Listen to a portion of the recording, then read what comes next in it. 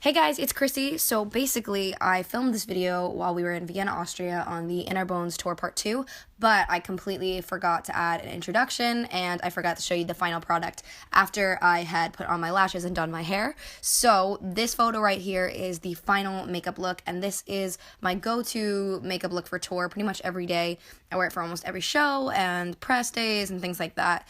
It's pretty simple. Little things will change, such as my eyeshadow shades or lip colors. Maybe I'll add some glitter one day, things like that. But for the most part, this is the basics of what I do almost every day on tour.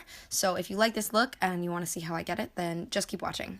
Also, thank you so much to everyone who came out to the Inner Bones Tour Part 2. It was an amazing experience, and we had so much fun exploring a lot of new places we had never been and coming back to some of our favorite places. We're going to be heading out in the US in like 2 weeks, so if you want to come to that, then just check out our website, atcofficial.com, for tickets and for VIP upgrades. It's been a minute, everything's the same but different, everyone moved on. First up is brows. So I really like the Anastasia brow pomade, dip brow pomade in dark browns, which is debatably slightly too dark for me, but I just use a really light hand when I apply it and then kind of hope for the best, I guess. So I'm not like a true brow junkie. I kind of just follow along my natural shape and fill in wherever it's spotty and make it a little bit more defined, but that's pretty much it. I don't really go too ham on my brows. These neighborhood streets wrote our names in the wet so that we can't go back again, but we can. Next, I'm gonna prime my eyes for eyeshadow, and I also use this step to like clean up my brows if there's any like not cool areas. And for this, I'm using just the NARS Soft Matte Complete Concealer, and this is in Light 1 Chantilly because I am the color of printer paper. So I usually just like start going along the line of my brow first to like clean it up. If I made any mistakes, which I probably did because I'm really bad at doing my brows. And then I'll just eventually like pull down and like do the rest of my lid.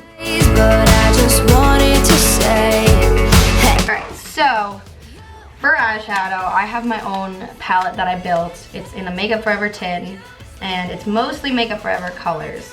And so, if you can see, these top 8, like these 4 big ones, are all Makeup Forever. And then these 3 down here, 1, 2, 3, and this one over here are Makeup Geek. And then these 2, I have no idea where they come from. I have this big old angled fluffy brush from Morphe. I still don't know how to say it. And I'm just taking that shade that I told you I cover my lips with every day and covering my entire lid. Doing this just creates a really smooth base over the concealer. Obviously for this step, I'm using this really light kind of yellow tone shade because that's more my skin tone. But you should use whatever is your shade because this will be way too light for almost anyone else. It's good for me, but if your skin tone is anything else but printer paper, you're probably gonna wanna use a darker color. So whatever kind of matches your natural complexion is what you should go with. There is not a lot of method to the way I apply eyeshadow. I'm just gonna warn you.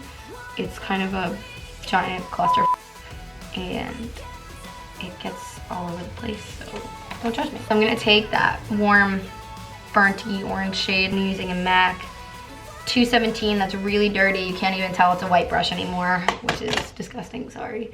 And I'm actually going all over my lid with this, just up into the crease. And this is definitely not usually the brush you would use to do this, but I'm really lazy and it's just so much easier than me trying to figure out what 2,000 different brushes do. You don't have to be super perfect with this either because we're gonna blend it anyways, and I'm also very messy whenever I do anything, so it works out well. Sometimes I'll use like a brush that's a little bit flatter and more designed for packing on products. I'm trying to find the one I use out. It's like this one. So this one's a little bit flatter if you can tell. But I was just, the spirit moved me to use the blending brush today, so that's what we're doing. Now that you've got your 2 black eyes going on, I'm gonna take my other 217 brush when I can find it in this giant pile of brushes I have going on. There it is. And then I'm going to take that warm dark brown shade from Makeup Geek I don't know what it is, sorry.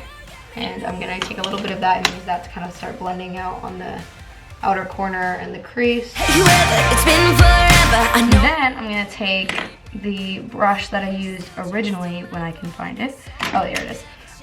When we just covered our lid, and with whatever product still left on it, I kind of just go over right under my brow to kind of help blend out those colors and make sure they didn't get too pigmented, too far away from where they're supposed to be.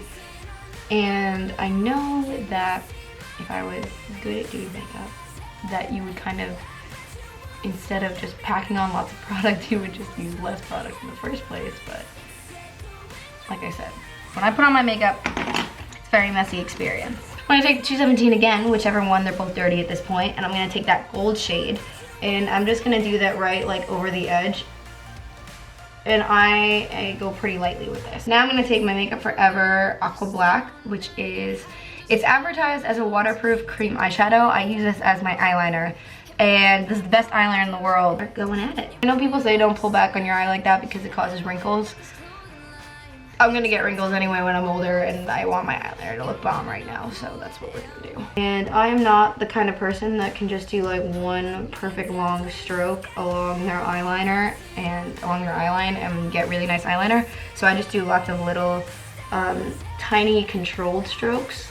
That way I don't mess up too badly. If you mess up on the wing, don't worry, I mess up every single day on the wing. I just actually take the same concealer that I used on my lids and just do my brows, and I'll take a little bit on a very thin concealer brush and I'll just go right under like that. I'm gonna put on mascara, and I'm gonna be using the Lash Star Full Control Mascara, and this is amazing.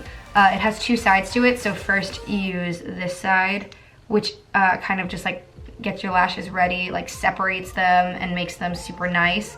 And then this side adds all like the volume and drama and length.